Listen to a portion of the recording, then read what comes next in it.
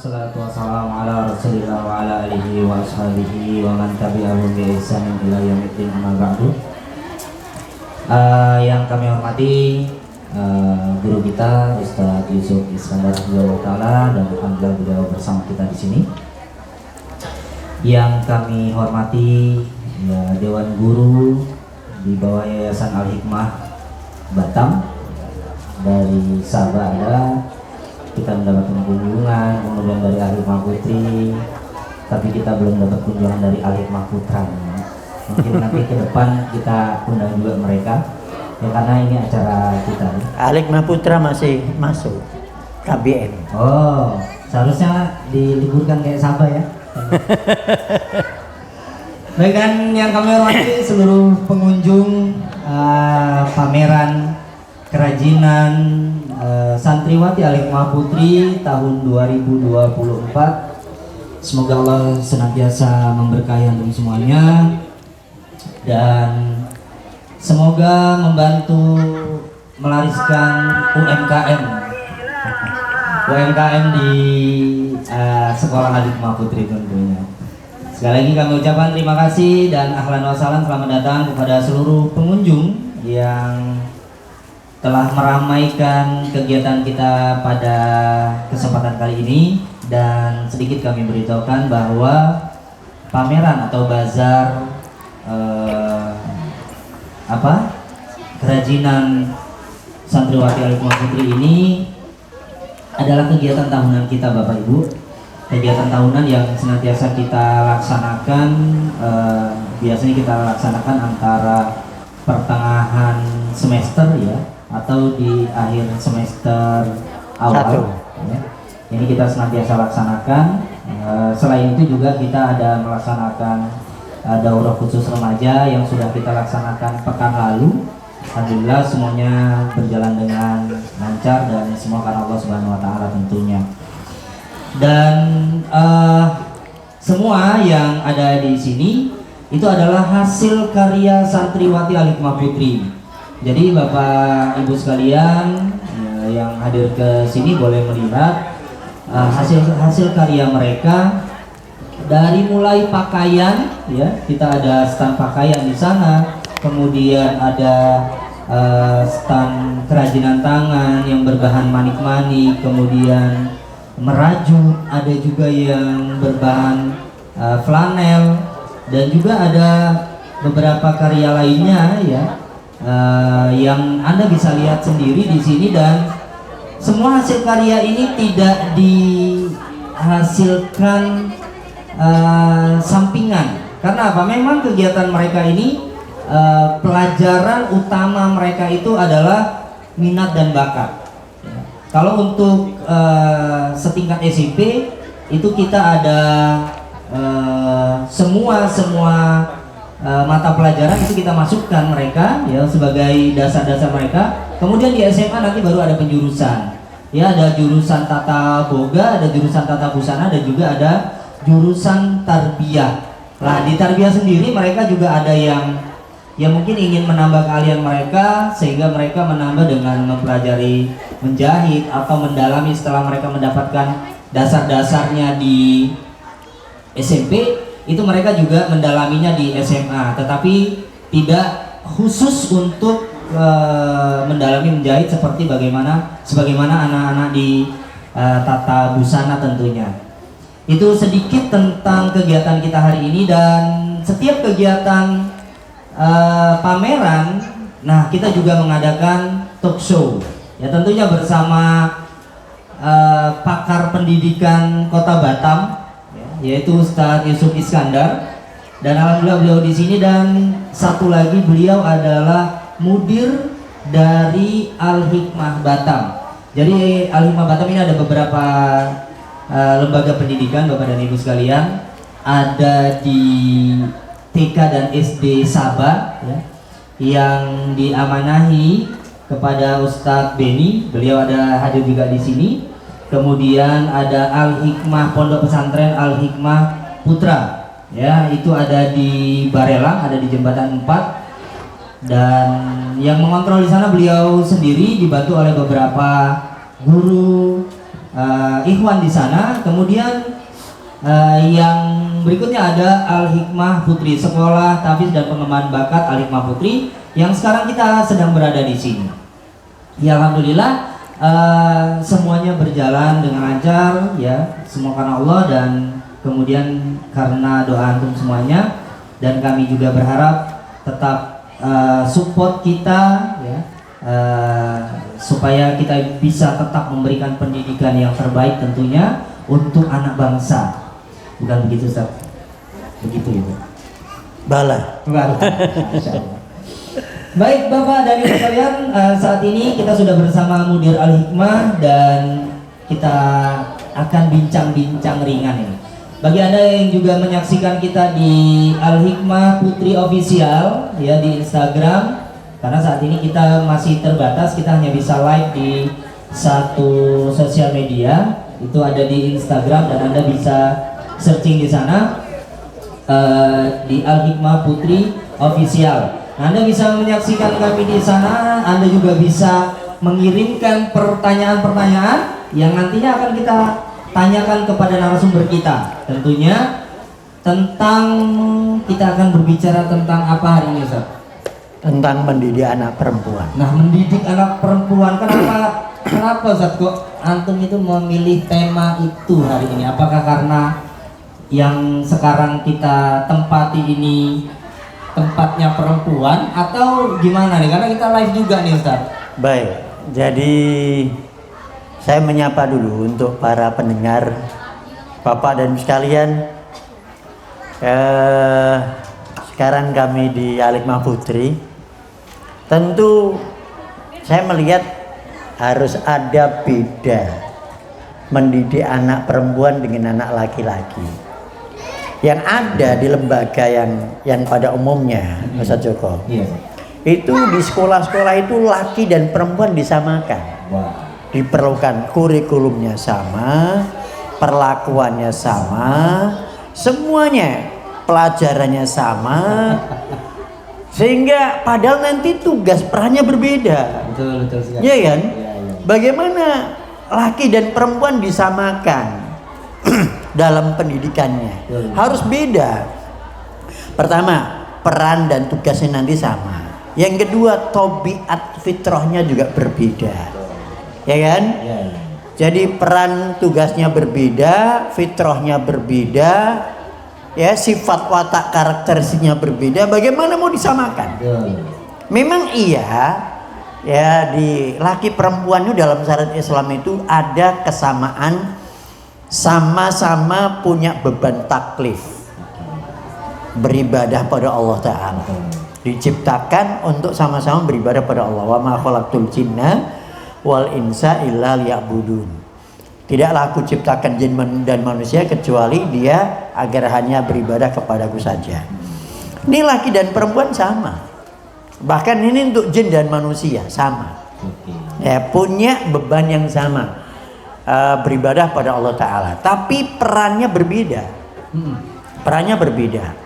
Jadi dalam kehidupan itu peradaban manusia itu, perempuan itu memainkan setengah dari peradaban manusia.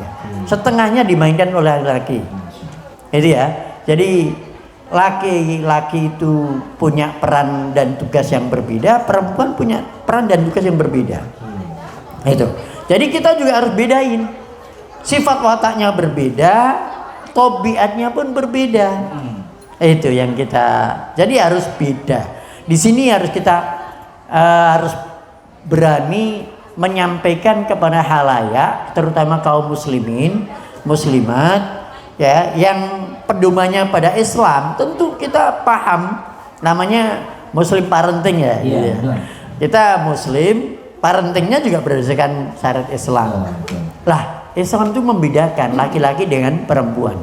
Walaisa dzakaru kal unsa. Tidaklah sama laki-laki dengan perempuan. Makanya kita bedain. Ada Al-Hikmah Putra, itu beda cara didiknya, dan Al-Hikmah Putri.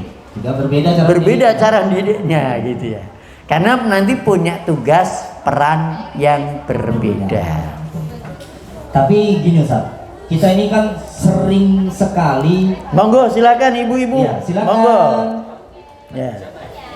Dari mana ini? Lanjut sambil berjalan menikmati, melihat-lihat suasana di beberapa stand. Tolong dulu kakak-kakaknya Kami tetap akan ditemanin.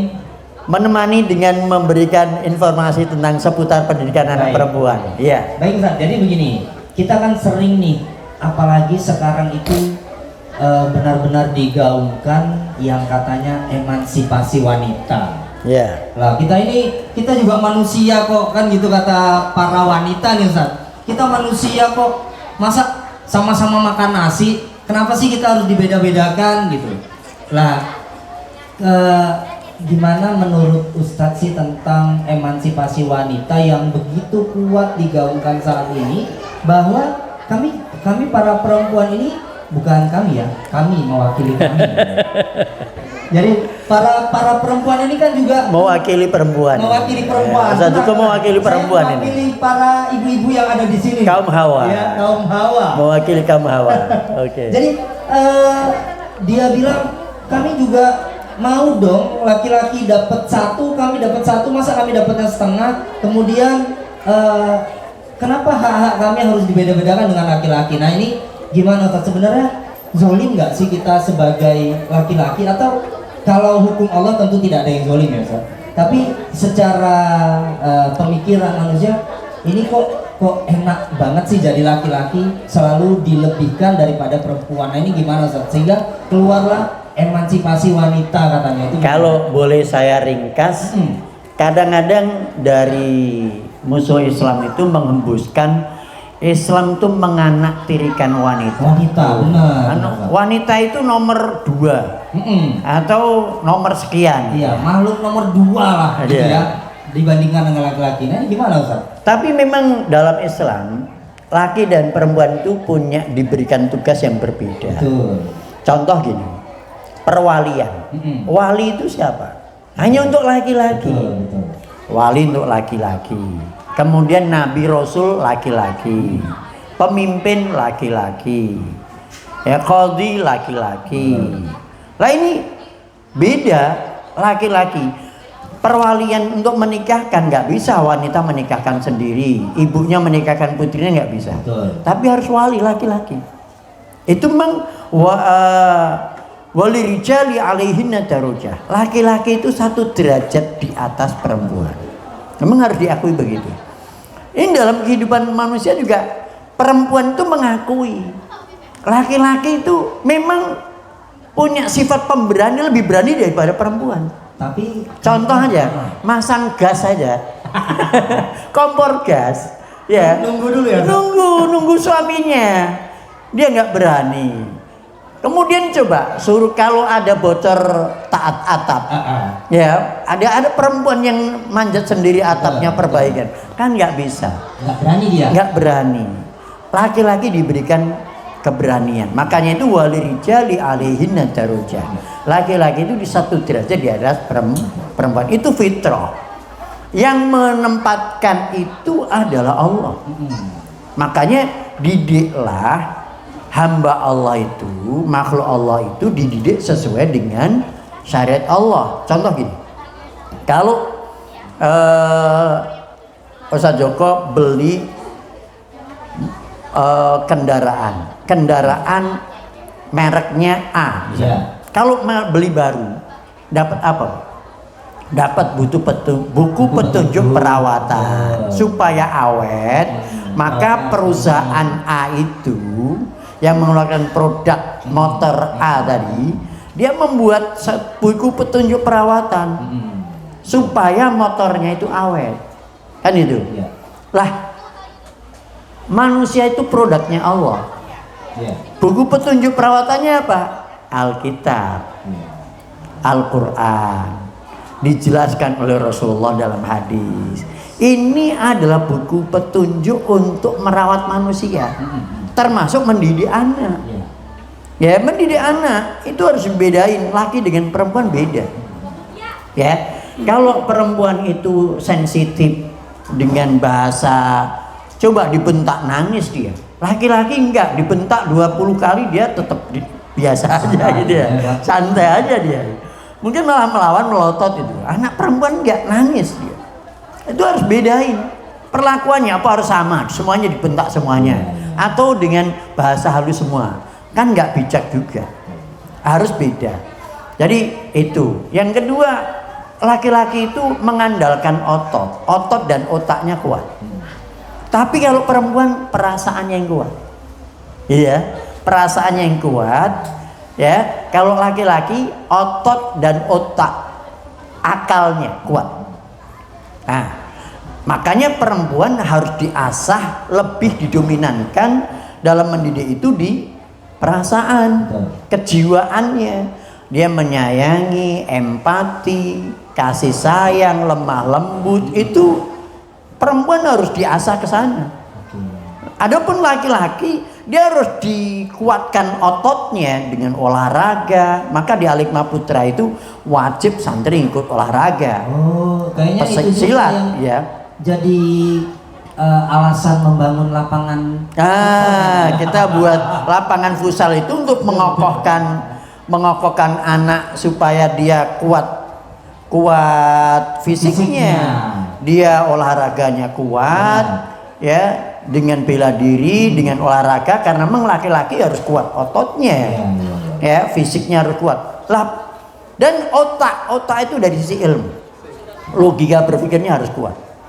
Lah, adapun anak perempuan itu harus dikuatkan dari sisi empati, sisi kejiwaannya, perasaannya, kasih sayangnya, lemah lembutnya.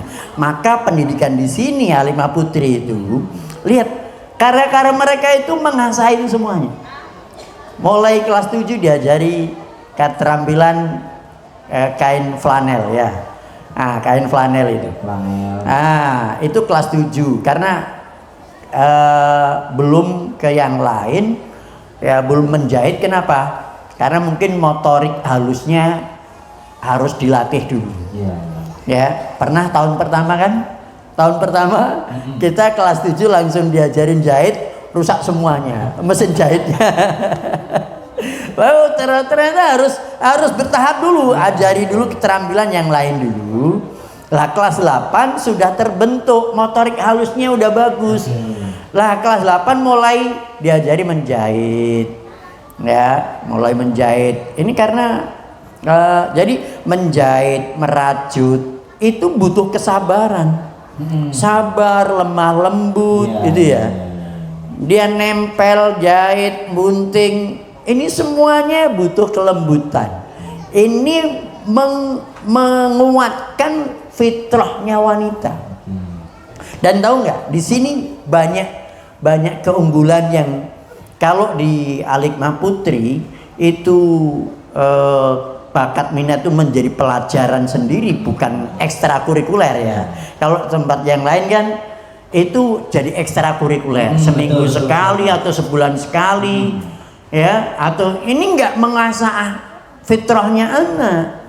Tapi di sini memang ada pelajarannya, pelajaran menjadi mata pelajaran, ya. Ada mereka itu ketika merajut itu kan melatih. Dia harus ngitung berapa lubang.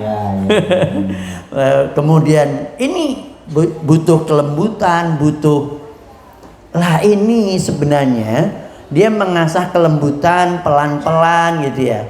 Kesabaran, kelembutan, ketelitian itu akan muncul di situ, makin kuat.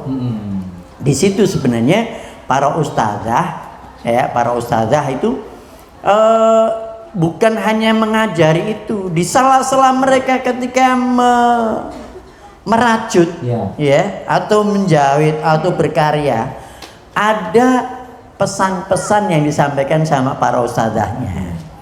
Ya, kadang ustazahnya dapat pesan dari orang tua, anakku masih susah sholat, bangunnya susah, sama orang tua masih kasar, adiknya masih kasar, belum mau bantu orang. Ada nasihat di sana, ya kan? Lah, kan kita pernah punya anak-anak yang bermasalah. Di sekolah sini nggak kerasan, hanya seminggu, sekolah sini sebulan, sekolah sini berpindah, giliran di Al-Hikmah kerasan 3 tahun. Itu menunjukkan bahasanya di sini betul-betul happy karena memang membentuk karakter itu nggak bisa hanya dengan di depan kelas, ya, ustadz atau ustazahnya ngajarin akhlak, ngapal hadis, ngapal Quran, ayatnya, nggak bisa begitu, tapi harus memang praktek, ya, learning by doing, gitu ya. Masya Allah, ini bahasa Inggrisnya bisa kalah ya. Ngerti ini mek kuwi ya. Oh, okay. Cuman itu aja berarti, Pak. Ya. Jadi ini apa sebenarnya program mengakhlakkan, mengadapkan itu semua sekolah ada. Iya, betul. Tapi banyak yang hanya sebagai lip service. Nggak punya program yang lebih spesifik bagaimana mengadapkan. Ini ya. Tapi memintarkan itu banyak. Memintarkan sekolah itu banyak yang buat anaknya program tahfiznya cepat. Ya, akselerasi. Iya, betul. Dia di target banyak bersanad. Ya, di camp 6 bulan, setahun selesai. Tapi akhlak ini, karakter ini terabaikan. Padahal di sini problem hidup itu, ya, dalam setiap kondisi itu problemnya ada pada sifat watak akhlak. Contoh keluarga. Dalam keluarga, kenapa ada selalu berantem terus? Ujungnya cerai, gagal itu. Bukan keluarga itu orang-orang bodoh. Iya, benar. Bukan orang-orang bodoh mereka. Mereka juga sarjana, bahkan lulusan universitas ternama, gitu ya. Betul. Tapi kenapa gagal membina rumah tangga? Ya, gagal membina rumah tangga, bisnisnya juga semrawut, punya masalah nggak kunjung selesai. Itu karena apa? Akhlak.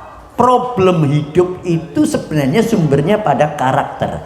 Orang mengatakan kalau bahasa Inggrisnya attitude, gitu ya. Iya, betul.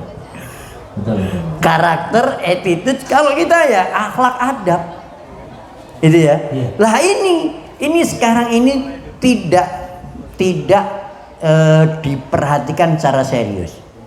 Semuanya beriman, beradab, tapi keseriusan untuk mengadabkan itu nggak ditunjang dengan program-program yang memang membentuk adab dan akhlak. Sebenarnya mereka serius, tapi ya itu tadi ya, programnya yang mereka buat nggak menunjukkan keseriusan, gitu ya. Saya ikut grup asatid dai nasional sama forum mudir pondok se Indonesia itu. Ketika saya bicara seperti itu di grup itu, memang mereka mengakui hari ini semuanya pondok dan lembaga sekolah mengeluhkan akhlak santrinya. Semuanya mengeluhkan akhlak santrinya, yang kurang adab sama gurunya, kurang menghormati gurunya. Ya, semua mengeluhkan. Saya tanya, di lembaga ustadz, lembaga antum, ada nggak memberikan ataupun punya program yang spesifik untuk mengadabkan dan mengakhlakkan anak? Ya.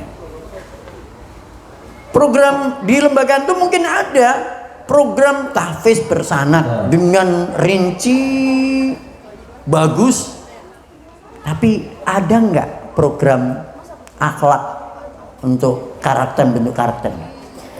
Hampir mereka mengatakan benar, kami nggak ada. Saya bilang kita punya program yang hebat untuk memintarkan anak. Pinter teknologinya, pinter komputernya, pinter tahfiznya, pinter semuanya. Tapi kita miskin program mengakhlakkan dan mengadabkan anak. Ini karena kita taunya ya nyekolahin anak itu memintarkan anak. Nah, kenapa saya bicara ini untuk ini anak perempuan? Anak perempuan itu karena nantinya mereka akan menjadi seorang, pertama perannya sebagai seorang istri. Betul, betul. Ya, jadi istri. Yang kedua jadi ibu. Lah, jadi ibu itu kan nanti jadi mendidik anak. Mendidik anak itu kan core-nya juga akhlak juga. Lagi-lagi akhlak lagi. Lalu kalau emaknya nggak berakhlak, bagaimana menelurkan mendidik anak yang berakhlak? Makanya calon-calon istri dan calon ibu ini harus dididik akhlaknya dulu. Akhlaknya mereka itu akan menjadi inspirasi buat anak-anaknya nanti. Mereka akan menjadi peneduh dan penentram suaminya nanti. Perannya ke sana. Itu ketika ini nggak diperhatikan, justru malah akan ketimpangan. Oleh karena itu, Al-Hikmah Putri itu di situ. Makanya ini pameran ini sebenarnya punya banyak maksud. Ya, punya banyak maksud. Di samping mengasah talenta mereka, mungkin ada di kelas 11 ya, kelas 10 11 ya. Itu ada yang menjahit ya. Yang menjahit itu Masya Allah, mereka sudah bisa mendesain sendiri. Mendesain, kemudian pecah pola, kemudian menjahit, mewujudkan jahitannya persis, Masya Allah, jahitannya udah halus-halus. Nanti bisa lihat dari karya mereka itu, ya. Produknya udah. Nah, itu kan berarti memang talentanya di situ. Dia punya bakat di situ. Ada yang bakatnya itu masak. Kalau masak, Masya Allah, cepet, enak, gitu ya. Betul. Kita tiap hari ya, kita dari para ustadz itu merasakan tiap hari itu masakan para santriwati. Ya, makan siang, ya, dan kue-kuenya, gitu ya. Kue-muenya itu. Lah, jadi untuk makan siangnya mereka masak mulai dari jam 10. Kemudian ketika masak kue muenya ba'da duhur ya. Nah itu. Dan itu terjadwal. Senin ada yang kelas 7, Selasa kelas 8, Rabu kelas 9 dan seterusnya. Itu terprogram. Jadi tiap hari memang ada santri yang masak, dapur itu nggak pernah sepi gitu ya. Sepinya Sabtu Ahad. Sabtunya Sabtu Ahad libur gitu. Jadi talenta, mengasah talenta. Yang kedua sebenarnya membuat anak itu dia kreatif. Kreatif, produktif. Lah ini yang juga kalau kita lihat sekarang ini kita merasakan nggak ada banjir produk dari Cina. Betul. Indonesia itu jadi market yang luar biasa. Semuanya dari barang Cina. Betul. Murah, ya kan? Kita terdidik jadi konsumtif saja. Betul. Ini berbahaya. Ini adalah penjajahan yang tanpa disadari. Ya, kalau anak-anak kita nggak kita didik untuk kreatif dan produktif, mereka hanya jadi konsumtif, jadi penonton. Ya, konsumtif. Ini berbahaya. Ini penjajahan. Ya, jadi sisi ini yang harus kita perhatikan. Pemerintah harus memahami ini. Ini ya. Jadi kita guru harus paham ada by design dari sononya gitu ya. Ini pemerintah harus menyadari bahwasanya generasi kita, anak-anak kita di level SMP SMA mulai anak-anak itu harus dididik untuk kreatif produktif. Jangan hanya mengasah otaknya saja. Gitu ya. Memang ada anak yang memang cenderung kognitifnya kuat. Prestasi akademiknya bagus. Tapi ada anak yang cenderungnya keterampilannya, ya, keterampilan tangannya bagus. Ada yang keterampilan, jadi ada anak yang cenderungnya ke buku, ilmu. Biarkan mereka menjadi ilmuwan, jadi ulama, jadi cendekiawan. Ya, ada anak yang memang cenderung ke keterampilan memproduksi. Buat apa? Nah ini nggak semua. Jadi mulai pemerintah harus mulai memberikan warna pendidikan itu. Jangan hanya satu warna, semuanya disamain. Laki dan perempuan sama, bodoh pinternya sama, yang suka melukis sama suka mau jadi ulama sama. Pelajarannya sama. Lah ini kan nggak bijak. Lah kita membedakan di situ. Ini jadi anak-anak itu pertama kreatif dan produktif. Berikutnya membuat mereka akan merasa bangga kalau karyanya itu diketahui. Ya, apalagi sudah bisa menghasilkan, menjual. Masya Allah. Kantin kita, Ustaz Joko merasakan kan? Kantin itu kue-kue siapa yang titip? Anak-anak. Santri. Betul. Santriwati yang membuat ada yang buat es teh obeng diikat pakai tali, ya. Dengan ditaruh di plastik, kantong plastik diikat, ya. Ini kan mereka memang sebatas itu dia, betul, tapi kan sudah menghasilkan. Jadi ada anak santri yang memang orang tuanya nggak perlu lagi ngasih uang jajan. Ini kan keren nih dia. Jadi kemandirian, orang tua menjadi santri yang mandiri juga. Gitu. Ada yang kemarin tuh siapa itu yang kalau lebaran tuh dia panen karena jualan kopiah rajut. Oh iya betul. Siapa? Kak Jilan ya? Mana Kak Jilan?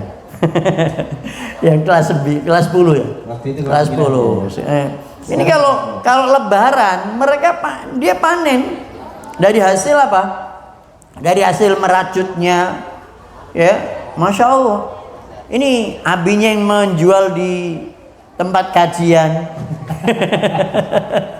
Jadi sisi-sisi seperti ini ada hal-hal yang memang harus kita perhatikan. Dan kenapa tadi ada anak santri yang seminggu di sekolah sini pindah lagi, sebulan sini pindah lagi. Jadi Al-Hikmah enak, nggak pindah, dia 3 tahun betah. Kenapa? Di Al-Hikmah dia menikmati berkarya, ikut berkarya ternyata, ya, menikmati. Dia tanpa ada tekanan harus sekian lembar per hari atau sekian baris per hari. Kita membangun kesadarannya. Ya, kalau tahfiz kan kita targetnya terserah anak. Ya, kamu maunya berapa, mampunya berapa. 3 baris, oke 3 baris. Serius, konsisten. Kita maunya karakter yang konsisten, karakter yang bertanggung jawab dengan targetnya. Dan ternyata hampir tiap tahun ada santriwati yang hafal kan 30 juz, ya kan? Udah berapa santri yang setiap angkatan ada yang selesai 30 juz. Ini menunjukkan bahwasanya walaupun nggak semuanya, yes, nggak semuanya dari santri kita, dan yang ditarget pun nggak semuanya santrinya tertarget kan, ya. Jadi ada yang mewakili, memang anak itu punya talenta, punya kecenderungan dan punya kelebihan di tahfiz sehingga selesai 30 juz dalam 3 tahun, dalam 4 tahun. Itu adalah beda anak beda. Jadi Masya Allah, sisi-sisi seperti ini yang membuat Al-Hikmah Putri itu makin diminati, makin disukai oleh kaum muslimin untuk menitipkan anaknya di sini. Masya Allah. Jadi memang itu berpengaruh sekali ya Ustaz ya, berpengaruh sekali ke kejiwaan mereka juga ya, seperti itu ya, untuk melatih mereka menjadi lebih peka, lebih lembut. Sambil ngopi Ustaz. Iya. Bismillah.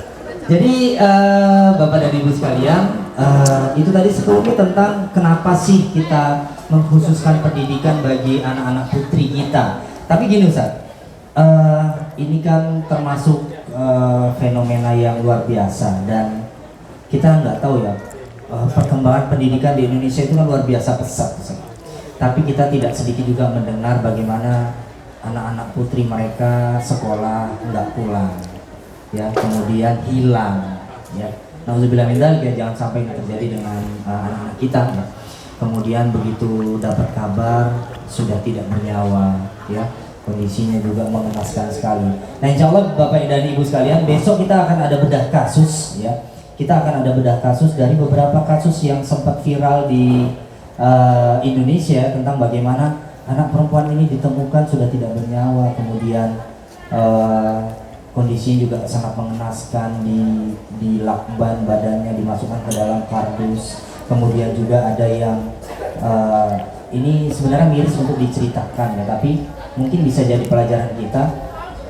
Diajak pergi ini rata-rata, tapi diajak pergi Sebelumnya diperkosa dulu. iya, itu dia diajak pergi oleh teman laki-lakinya, diperkosa.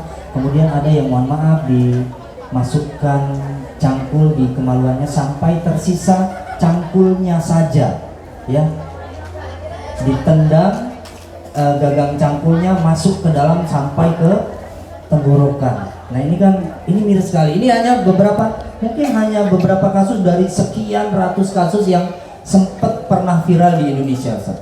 Lah ini mungkin kita akan bicara nantinya tentang efek apa sih, atau apa sih penyebabnya yang bisa jadi seperti itu. Besok kita akan bedah kasus tentang ini. Untuk hari ini Ustaz, kenapa sih begitu pentingnya pendidikan untuk anak perempuan?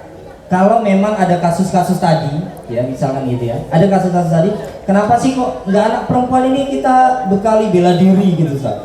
Bela diri, dia belajar karate, kempo, silat mungkin atau sejenisnya, supaya dia bisa mengcounter hal-hal seperti itu. Nah ini kenapa justru kita harus menekankan kepada akhlak di anak-anak perempuan, Ustaz? Ada nggak korelasinya gitu? Baik. Jadi anak perempuan ini lebih kita didiklah anak itu sesuai dengan fitrahnya. Iya. Laki maupun perempuan sesuai dengan fitrahnya. Baik. Kalau laki-laki dengan fitrahnya laki-laki, perempuan dengan fitrahnya perempuan. Jadi kalau perempuan fitrahnya kan dia pemalu, malu. Makanya dalam Al-Quran itu waqarna fi buyutikunna gitu ya, wala tabarujal jahiliyatil ula gitu ya.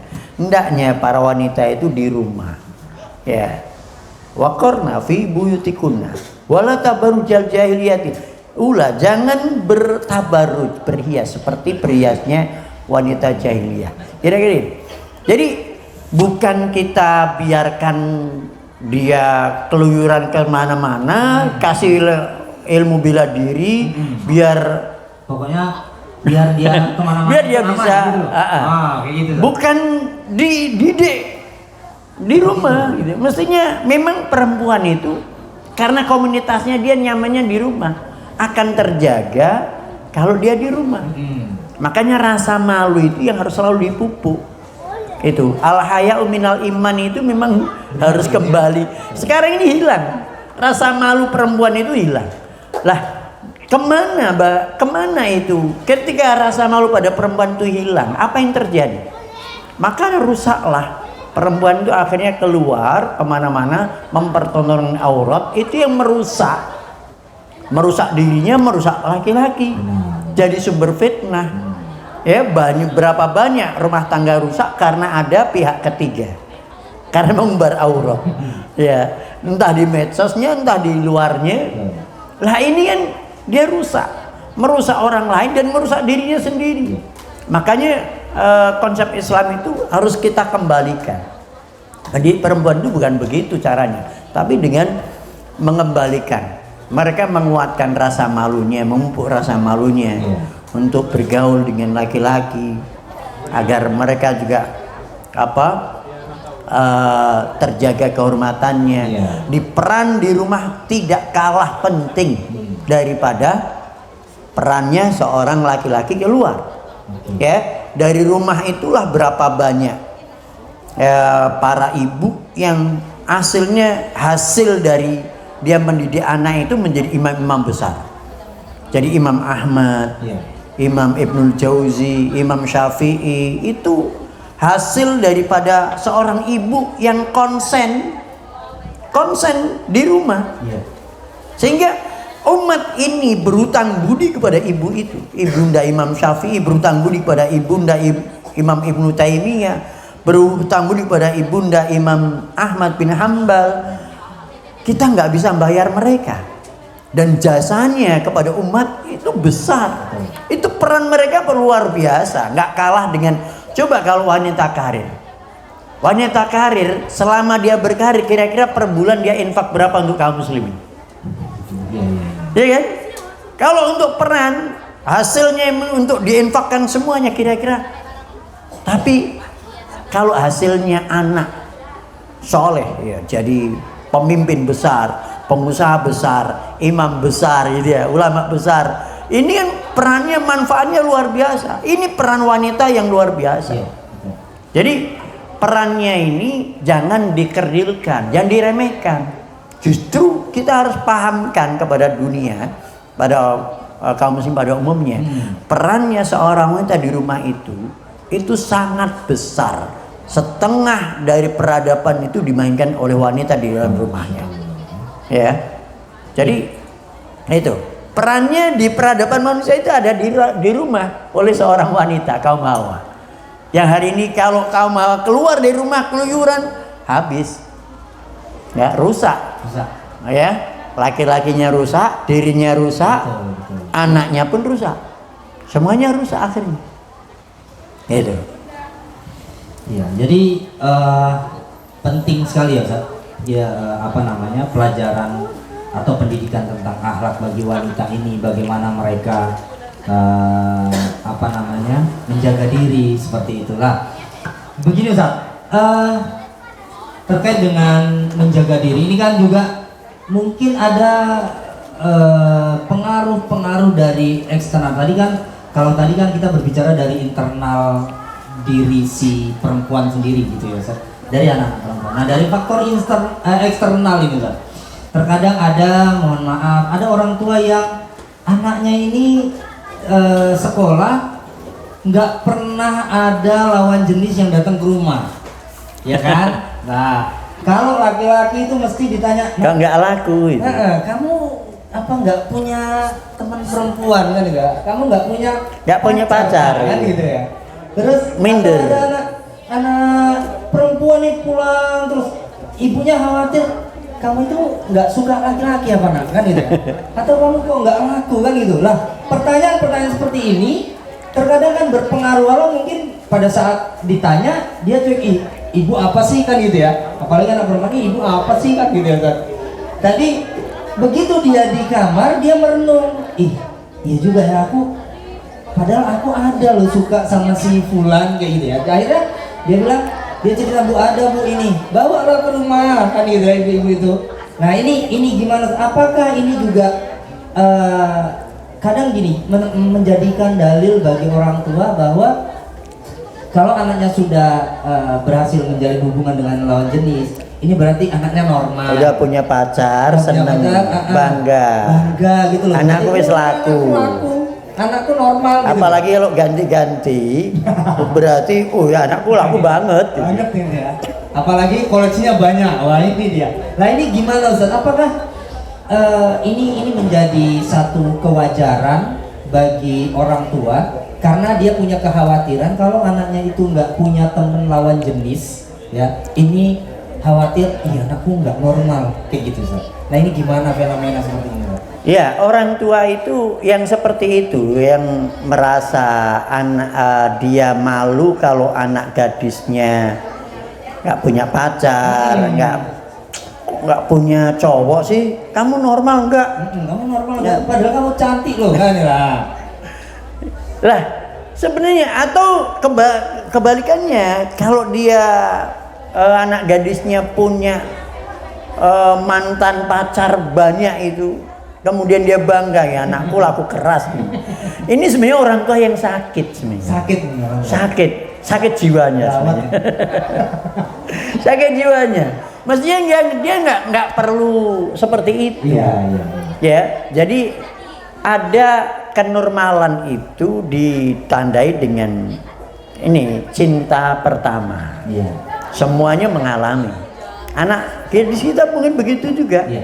Tapi mungkin ada yang berani mengungkapkan ke ibunya, orang tuanya, ada yang nggak berani menyampaikan. malu atau takut kena marah, gitu ya. Lah, iya itu gimana ini? Lah, ketika seperti itu sebenarnya, ya. Jadi orang tua harus memandang normalnya anak perempuan itu tidak harus punya pacar, nggak harus diboncengkan ke sana kemari. Justru yang seperti itu malah menunjukkan keawamannya terhadap syariat Islam. Kalau dia paham Islam, tentu dia akan tahu etika bergaul. Ya, ketika anaknya mulai jatuh cinta itu nggak dosa. Cuman yang harus diperhatikan oleh anaknya, anak perempuan itu yang jatuh cinta tadi, dia harus berikan tip bergaul dengan lawan jenis. Ya, nak, jatuh cinta itu nggak dosa. Ya, yes, normal. Satu pintu nih kan? Iya, normal. Tapi ada nggak boleh melampaui batas atau melanggar etika. Apa etikanya? Etikanya itu lawan jenis itu adalah menundukkan pandangan. Menundukkan pandangan. Dari surat An-Nur ayat 30-31. Yang kedua, nggak boleh berduaan. La yahluwanna rajulun bimra'atin illa ma'adzi mahram au illa syaitan salisuhuma. Tidaklah dua orang berduaan kecuali ada mahramnya atau yang ketiganya itu setan, gitu ya. Setan, ya, nggak boleh berduaan. Yang ketiga nggak boleh bersentuhan, ya. Menyentuh, ditusuk dengan besi yang panas di kepalanya itu lebih baik daripada menyentuh wanita yang bukan mahram atau disentuh laki-laki yang bukan mahram. Itu. Yang keempat adalah nggak boleh berzina. Ya, wala taqrabu zina. Innahu kana fahisha wa sa'a sabila. Jangan berzina karena zina itu jalan yang keji, menjijikkan. Lah, anak kita harus dulu diajari begini. Inilah peradaban. Ya. Jadi kalau anaknya dibawa, dibonceng ke sana kemari, apalagi sekarang zaman medsos ini, Masya Allah, pornografi sudah jadi hal biasa. Ya, korban pelecehan seksual sekarang ini makin muda, bahkan pelakunya makin muda. Ya, pernah ada 3 ibu-ibu berselisih tentang anaknya yang kelas 3 melakukan pelecehan, kelas 3 SD, bukan SMP, kelas 3 ibu-ibu, ya, ini berantem karena yang satu pelaku, satu korbannya. Kelas 3 SD itu umur berapa itu? Kelas 9 tahun, kelas 9 tahun, umur 9 tahun. Jadi pelaku pelecehan seksual. Ini kan makin mengkhawatirkan. Jadi kalau ada orang tua sekarang ini merasa seneng anak putrinya dibawa ke sana kemari, ada ngapelin ke rumah, makin seneng, itu orang tua nggak normal. Sakit jiwanya. Hati-hati Bapak dan Ibu, jangan sampai kita jadi orang tua yang sakit jiwa. Sakit jiwanya itu. Iya, itu harus dipahami. Jadi bukan seperti itu malah, tapi harus menjaga anak putrinya. Kalau memang sudah waktunya dia seneng, memang jatuh cinta, nggak bisa juga ditahan, ya, nggak bisa. Memang sudah maunya dua-duanya udah berdua aja, sama-sama seneng, ya sudah, cepet aja panggilkan Pak KUA. Tantang anaknya. Ya udahlah nak.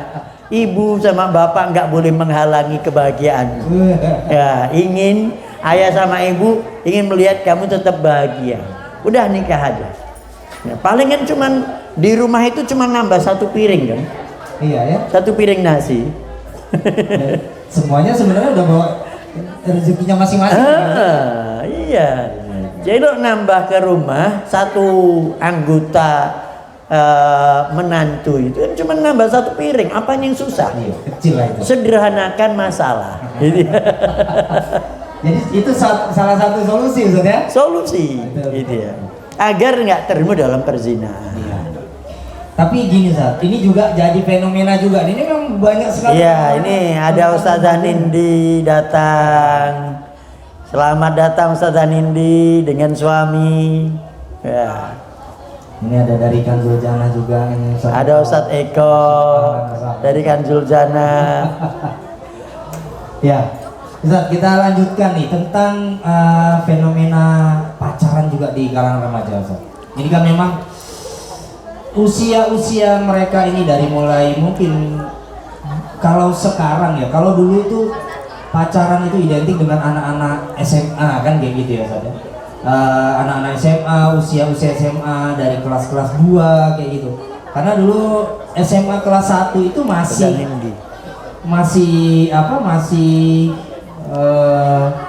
malu-malu dia kalau mungkin di zaman-zaman kita sekolah itu SMA itu masih kelas 1 itu masih malu-malu mau pacaran. Kalau sekarang ini bahkan yang kelas 6 ya, ini banyak sekali meme-meme yang beredar itu, yang lewat itu chattingan anak kelas 5 SD ya, panggilnya udah papa mama kayak gitu ya. Satu ini kan ini luar biasa sekali ya, chattingan ini anak kelas 5 SD, seragamnya masih merah putih kan gitu ya, pakai celana pendek gitu. Manggilnya mama papa. Mama papa kan gitu ya. Miris lagi ada yang abi umi. Masya Allah. Ini fenomenal. Kemudian di kalangan remajanya sendiri itu mereka berdalih, saya cuman seneng kok sama dia ya. Kami kalau pergi kemana-mana itu nggak pernah berduaan, kami itu nggak pernah bersentuhan ya. Pokoknya kami labeli pacaran Islami. Nah ini Ustaz, pacaran Islami ini Ustaz. Jadi seolah-olah kalau udah dikasih Islami ini jadi halal gitu Ustaz. Jadi kira-kira pacaran Islami itu gimana? Jadi pacaran Islami ini manggilnya Abi sama Umi. Abi sama Umi atau ahi uhti. Ahi uhti. Ya. Tapi itu tadi hanya merasakan getaran ketemunya di kajian. Ya, atau nanti berangkat bareng sama teman-teman sepengajian di masjid. Nah, iya. Ini gimana? Apakah yang seperti ini masih dalam batasan wajar atau enggak, Ustaz? Iya, ini nggak ada namanya pacaran Islami. Tadi kalau kita ajarkan ke anak itu etika bergaul, dan ini mestinya harus mulai diajarkan ketika anak itu udah umur di atas 10, umur di atas 10 tahun itu udah mulai harus diajarin. Nah, nggak boleh mengikuti pandangan dengan lawan jenis. Ya, kadang perlu kita saya kadang sama anak laki saya ya yang umur 11 itu ya, saya kadang ngeledekin, ayo kamu udah mulai seneng ya. Ya, katanya.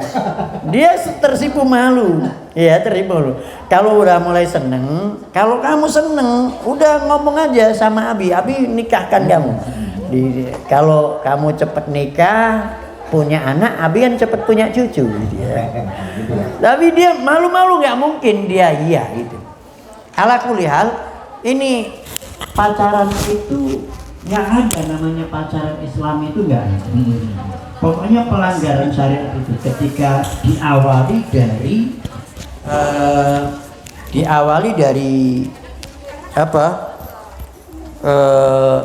PDKT. Pendekatan. Bukan, diawali dari mengumbar pandang. Pandangannya diumbar. Bukan hanya saat ketemu di dunia nyata, tapi di dunia medsosnya juga. Kan banyak itu yang masuk di TikTok atau di medsos yang lain itu. Orang-orang yang mengumbar aurat atau aplikasi yang memang aplikasi pornografi itu seperti itu kan. Nah, itu dia. Itu masuk yang mengumbar mata. Ketika itu nggak diwaspadai oleh para orang tua, akhirnya menganggap itu sesuatu yang biasa. Ya, apalagi ketemunya tadi di kajian, ketemunya di masjid. Seolah-olah ini jadi ada grup ini campur. Menambah iman kan? Kan ketemunya di kajian nih. Saya masih ingat dulu waktu di kampung ya, SMP atau SMA. Gitu. Ketemunya di masjid. Ya, ada ikatan remaja masjid. Ya, Risma betul. gitu ya. Ada Risma, remaja Islam masjid. Ya. Remaja Islam masjid. Jadi di situ pelanggaran banyak. Ya, pelanggaran banyak. Tapi dulu alhamdulillah kalau saya nggak begitu tertarik. Tertarik yang gitu-gitu ya. Alhamdulillah selamat dari masa muda. Saya nggak selamat ya. Kalau kayak gitu saya nggak selamat kayaknya. Iya. Yang jelas itu bukan dilegalkan dalam Islam. Jadi kata-kata pacaran Islami itu bukan berarti itu halal atau boleh.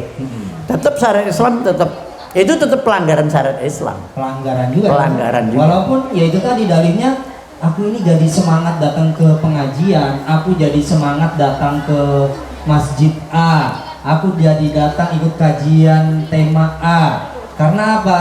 Karena ada si fulan atau fulanah di sana, gitu loh. Jadi kalau dia nggak ada, mau datang ke kajian itu kayak hambar, males gitu loh. Kan ini kan menurut dia jadi menambah itu tadi, menambah keimanan kayak gitu-gitu. Bukan nambah keimanan, Ya. mengotori hati. Mengotori hati justru malah ya. Ya jadi memang kalau kita lihat seperti itulah fenomena remaja sekarang. Jadi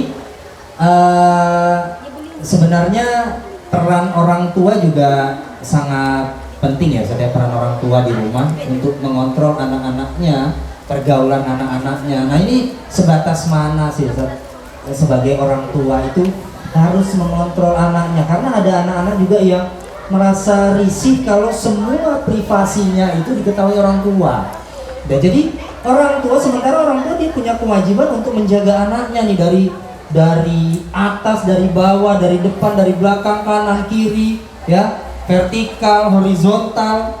Nah ini bagaimana di satu sisi si anak, aku punya hak juga atas privasiku, kan itu ya Ustaz. Tapi sebagai orang tua kita juga merasa punya kewajiban untuk menjaga mereka dari hal-hal yang tidak diinginkan. Nah ini bagaimana menyatukan dua hal ini? Apakah memang orang tua harus memberikan hak-hak privasi kepada anak-anaknya yang remaja, atau pokoknya password kamu sama Abi, passwordmu sama Umi, teman-temanmu, akunmu semua Abi harus tahu? Atau gimana sih? Iya, sebenarnya ini terkait dari awal edukasi penggunaan HP. Nah, itu. Jadi ketika awal ini ketika masih anak-anak, mestinya anak-anak itu akan selamat kalau nggak dikasih HP. Ya, jangan atas nama mengajarkan huruf, warna. Cuman ada aplikasi A gitu kan. B, merah gitu ya. Red gitu kan. Jadi ini awalnya begitu, ya. Tapi apakah itu nggak bisa tanpa HP? Dari situlah sebenarnya anak akhirnya kecenderungan ketagihan. Kalau nggak ada HP, dia nggak mainnya harus dengan HP akhirnya. Makanya ketika memang pengajaran pengenalan huruf, angka, warna dan seterusnya itu tanpa HP dulu lah. Gitu. Kalau memang harus sekarang ini ya, anak itu memang harus ada HP. Itu pertama, jangan connect internet. Yang kedua adalah downloadkan mungkin aplikasi anak-anak, ya, atau film anak-anak, atau pokoknya yang untuk anak-anak, ya. Apalagi anak-anak yang mungkin film yang membentuk karakter ya, karakternya kayak Nusa Rara itu kayaknya bagus, ya, untuk membentuk karakter itu. Jadi ini ketika dia nonton itu, dia pegang HP tapi nggak connect internet, aman insya Allah. Tapi kalau connect internet, ini yang tidak bisa dikontrol, sehingga nanti masih anak-anak muncul iklan dewasa, iklan obat kuat, iklan pornografi, dan seterusnya. Penasaran akhirnya. Ini yang berawal dari sini. Anak itu rusak Itu karena dikasih HP nggak dia connect internet. Yang ketiga tadi ya, HP itu jangan, ini HP mau jangan, ini HP ayah, HP ibu pinjamkan sama kamu.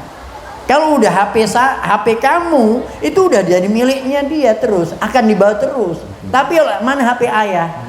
Nih, ayah bisa ngontrol, memberikan kapan waktunya, memberikan waktu, batasan waktu dan seterusnya. Tapi tadi kalau sudah ini HP-mu, ya, statusnya milikmu, itu berbahaya nanti. Seharian dia akan pegang HP. Kita nggak bisa kontrol, membatasi waktu. Ini kemudian berikutnya, seringlah orang tua itu ada waktu nonton bareng sama anak, ya, nonton bareng misalnya film Nusan Rara misalnya, nonton, bundanya memberikan atau orang tuanya memberikan semacam penekanan sifat wataknya tadi ya, pesan-pesan moral yang ditontonan tadi itu yang diambil. Yang jelek diberikan catatan juga. Ini kan jahat itu, Doraemon itu kan. Kalau nonton Doraemon ini kasar banget, ini contoh anak nggak beradab dia Doraemon misalnya. Ya kira-kira itu. Jaya. Lah sisi itu. Jadi ketika orang tua ikut nonton misalnya, itu kan bisa memberikan catatan yang baik, yang buruk, diberikan komen. Ya, jangan anak dikasih HP, kasih tontonan tanpa orang tua. Tanpa pendampingan. Orang tua juga itu sebagai salah satu cara kalau nonton bareng kan mengakarapi anak. Ngakarapi anak seneng, tetap akrab dengan orang tua. Disitulah keakraban orang tua itu akan terjaga.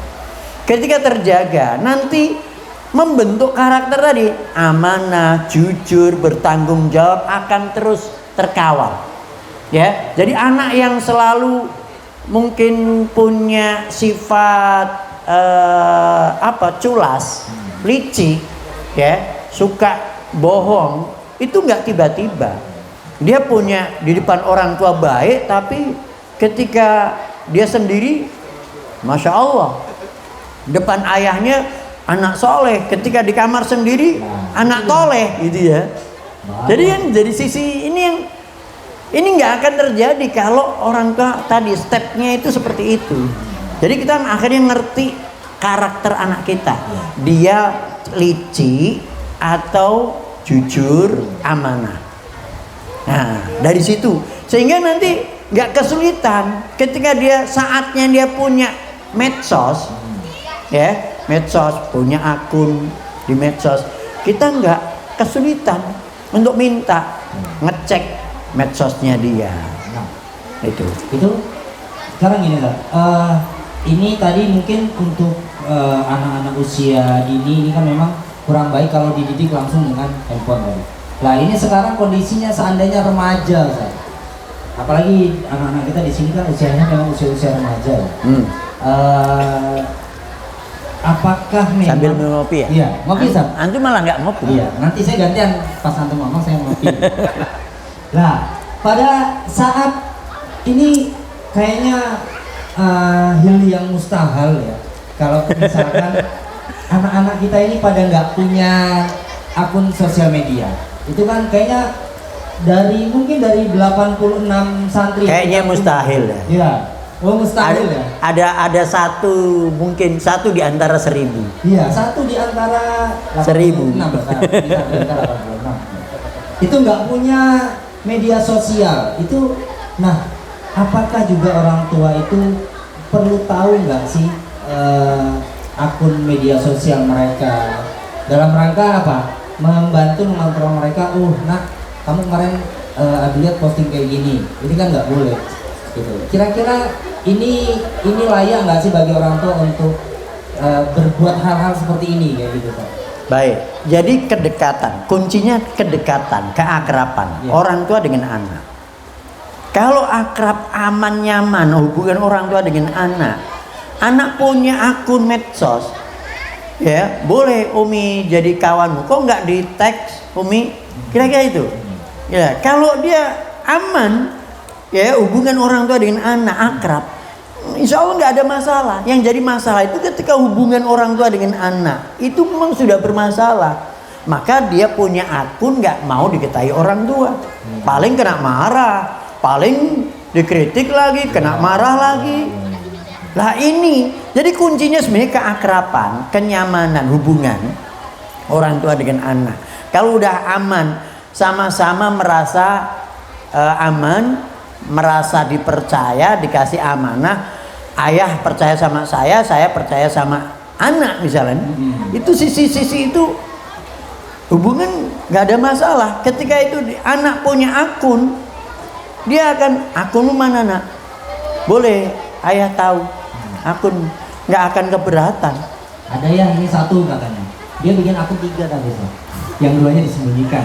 Lah, sisi kelician itu nggak akan mungkin kalau tadi hubungan selalu dari awal. Jadi kelician, kebohongan anak itu nggak tiba-tiba, tapi berangkat daripada hubungan yang bermasalah orang tua dengan anak. Lagi-lagi ini kuncinya sebenarnya.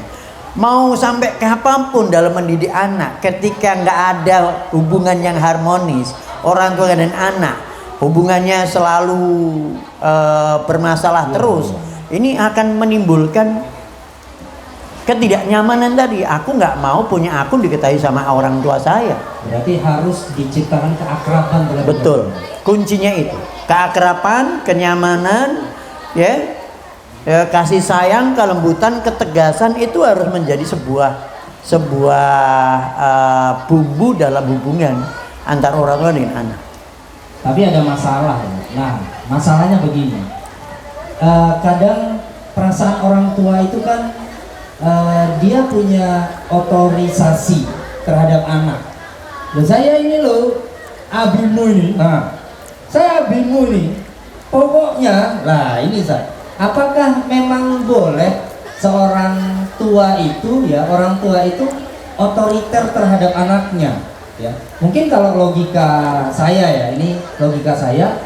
Lawan saya yang ngasih makan, saya yang ngerawat kamu. Masa saya nggak punya otorisasi sih terhadap dirimu?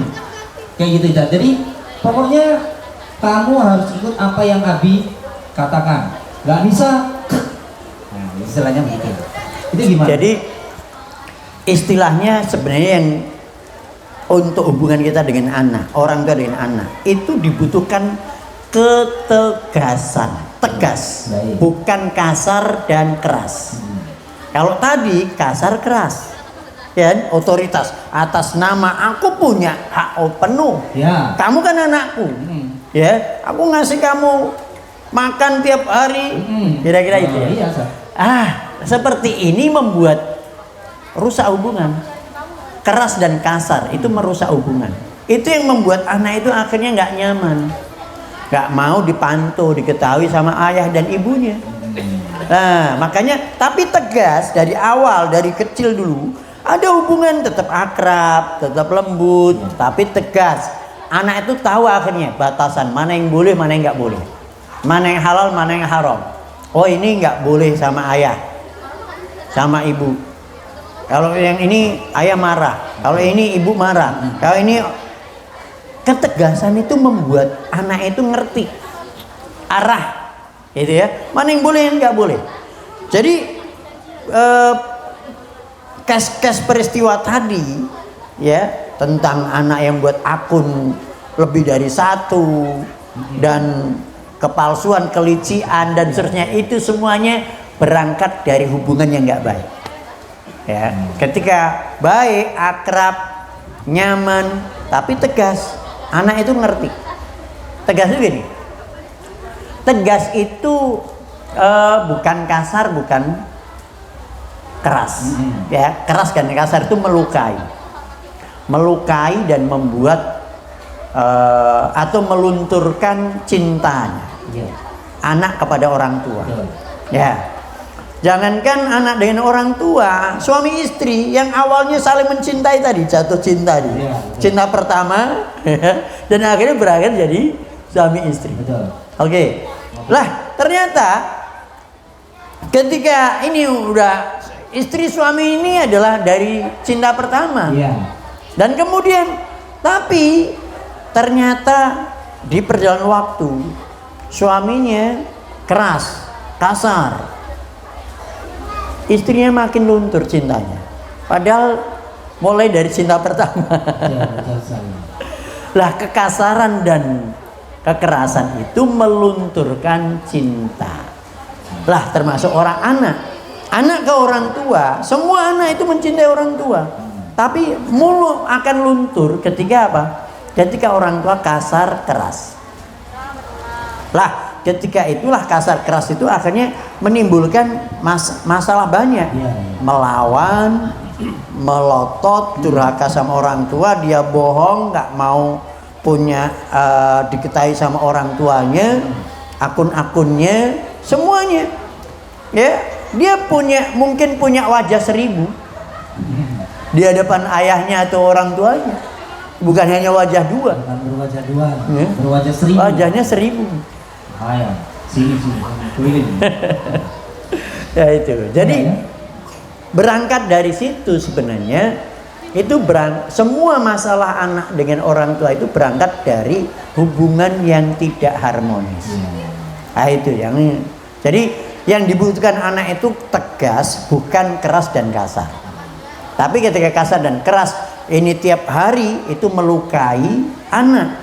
Itu yang membuat anak itu akhirnya agresif. Muncul perlawanan, muncul kurang ajar, muncul semuanya itu kelician, niat jahat dan yang lainnya. Itu adalah sebab daripada perlakuan kasar dan keras dari orang tua kepada anak. Makanya itu timbulnya banyak sekali ekses. Kalau saya menganggapnya itu asap. Apinya adalah kekerasan dan kekasaran. Wah, ini memang kompleks sekali ya kalau kita berbicara masalah remaja, apalagi remaja putri ya, yang notabene mereka ini senantiasa dalam keadaan merugi pada saat terjadi hal-hal yang tidak diinginkan. Tentunya itu efek yang paling panjang itu memang ada di remaja perempuan kan gitu.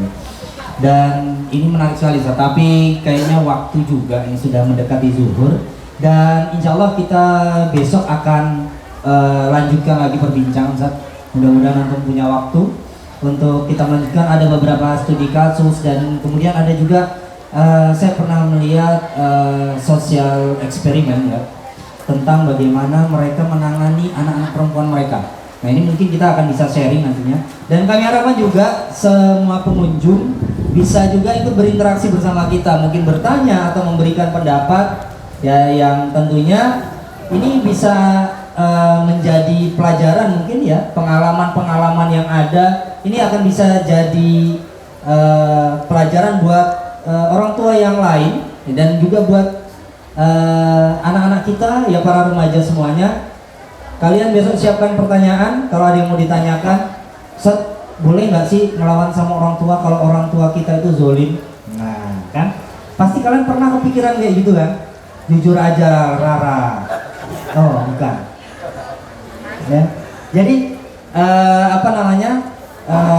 besok kita akan beberapa kasus kita akan coba jadikan topik ya, beberapa kasus seperti yang tadi sudah kami sampaikan di awal tadi, sehingga ini mungkin bisa menjadi bahan pertimbangan kita untuk terlalu membebaskan anak-anak kita, apalagi anak-anak perempuan ya, yang memang kita harus jaga karena mereka lah mutiara kita yang harus kita jaga dengan baik dan benar tentunya.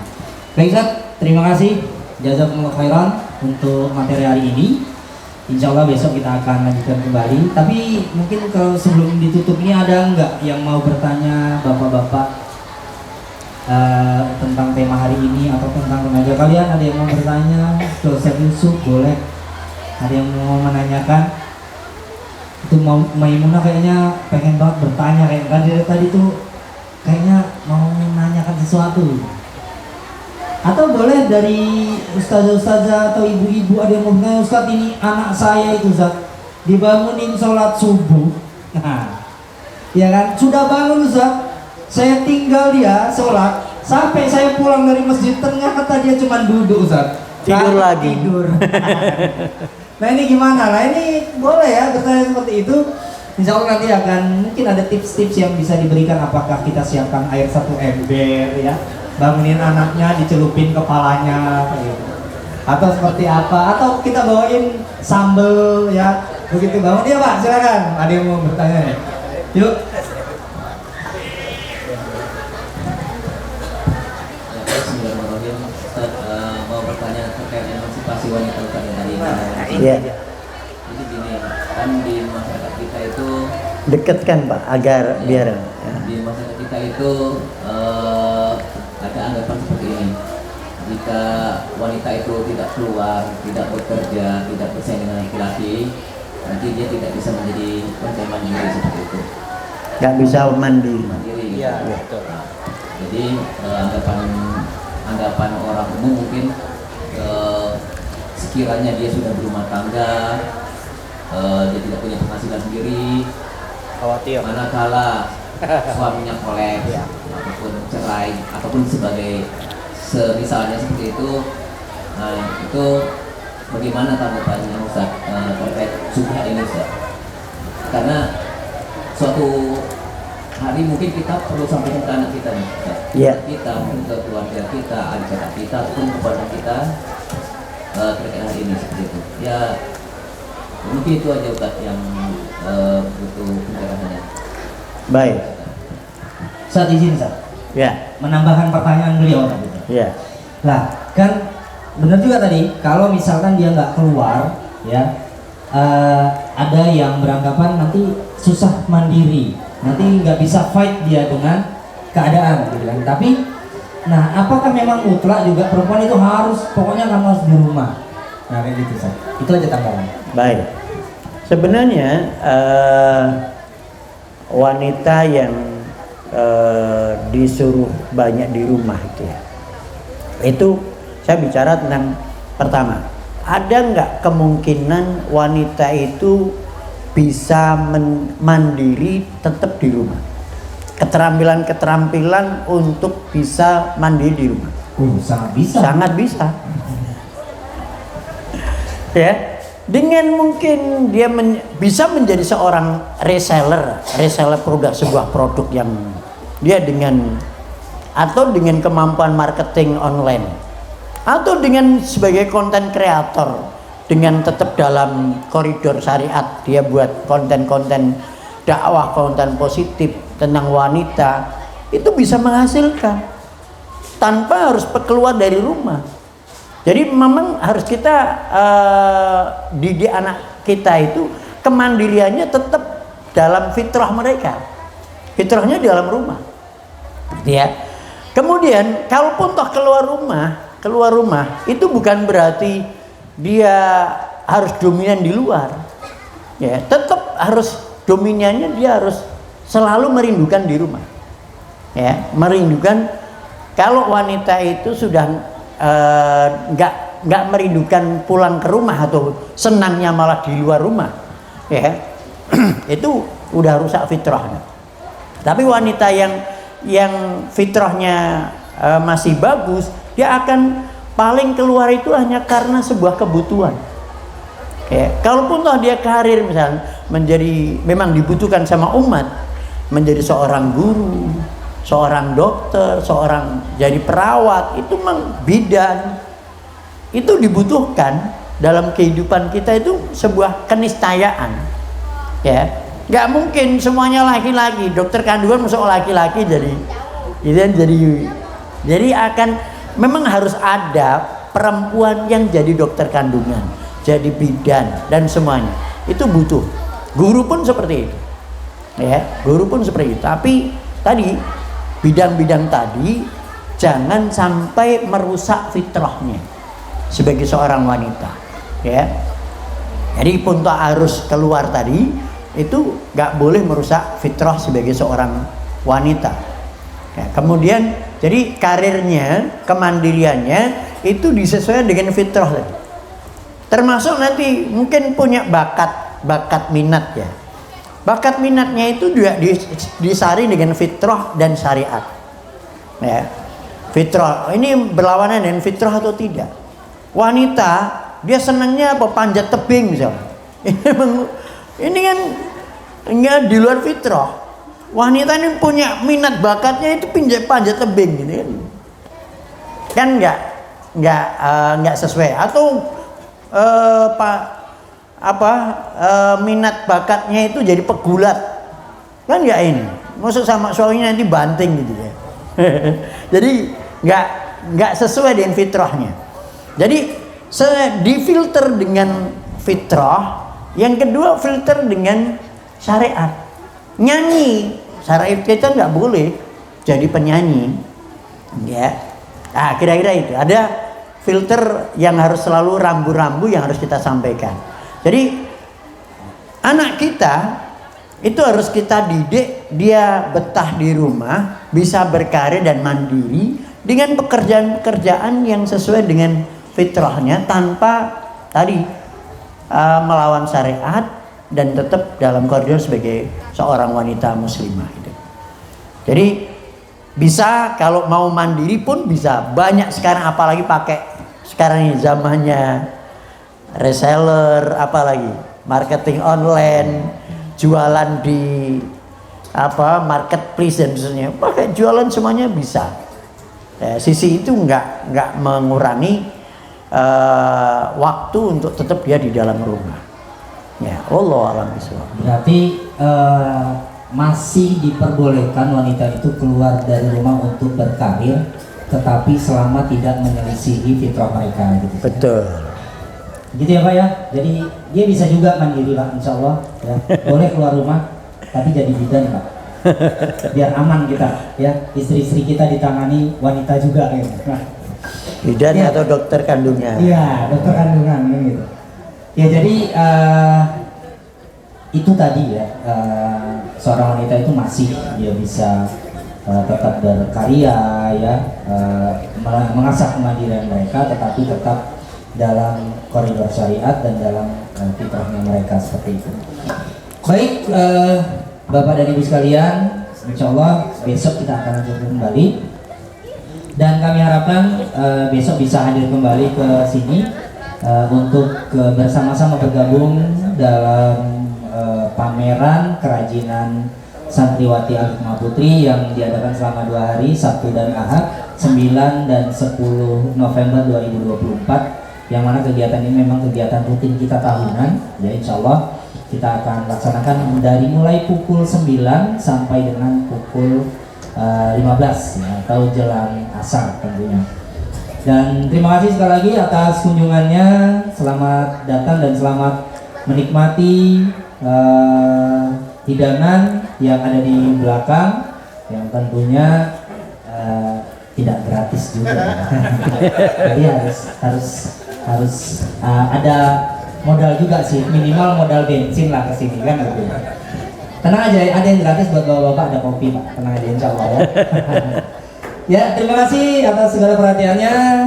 Yang menyaksikan kami tadi dapat salam juga dari Haris 17 nih. Ya Masya Allah, semoga Allah menjaga antum dalam kebaikan Ustaz. Barakallahu fikum. Amin. Masya Allah ya, terima kasih Haris tadi di Instagram, dan Insya Allah kita juga besok akan kembali live di Instagram Al-Hikmah Putri Official ya. Anda boleh melihat kami di sana tentunya. Kegiatan-kegiatan kita hari ini juga insya Allah kita akan live kan, tapi mungkin tidak full seharian, tapi akan ada time-time-nya kita akan live nanti. Baik, terima kasih sekali lagi atas perhatiannya. Kami ucapkan jazakumullah khairan. Silakan kembali beraktivitas untuk melihat hasil karya santriwati kami. Ya, ada pakaian di sana, ya, kemudian aksesoris-aksesoris lainnya, kemudian ada juga tas yang memang ini murni 100% hasil karya dari santriwati Al-Hikmah Putri tentunya.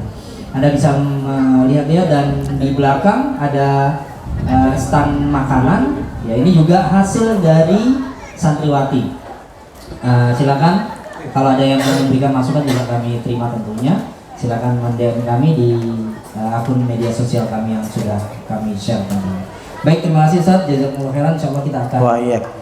lanjutkan kembali ya, bedah kasus, beberapa kasus dari efek-efek hubungan lawan jenis yang tidak diperbolehkan. Kemudian ada beberapa nanti yang sosial eksperimen yang mungkin bisa menjadi inspirasi kita nanti ke depan. Mungkin itu Ustaz. Terima kasih kami ucapkan.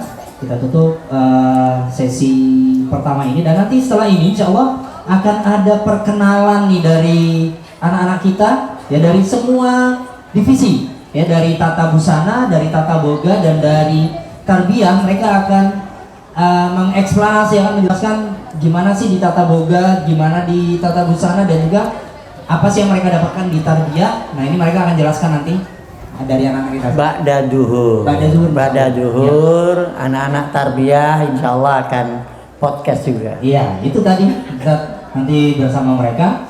Ya, jadi kami harapkan yang nggak punya kegiatan di rumah, daripada mager di rumah tiduran megang handphone, kita di sini aja menyaksikan anak-anak kita, nemenin kami di sini ya. Mungkin itu Ustaz, terima kasih sekali lagi kami ucapkan jazakumullah khairan, dan kita tutup dengan doa kafaratul majlis. Subhanakallahumma wa bihamdika, asyhadu an la ilaha illa anta, astaghfiruka wa atubu ilaik. Assalamualaikum warahmatullahi wabarakatuh. Waalaikumsalam warahmatullahi wabarakatuh.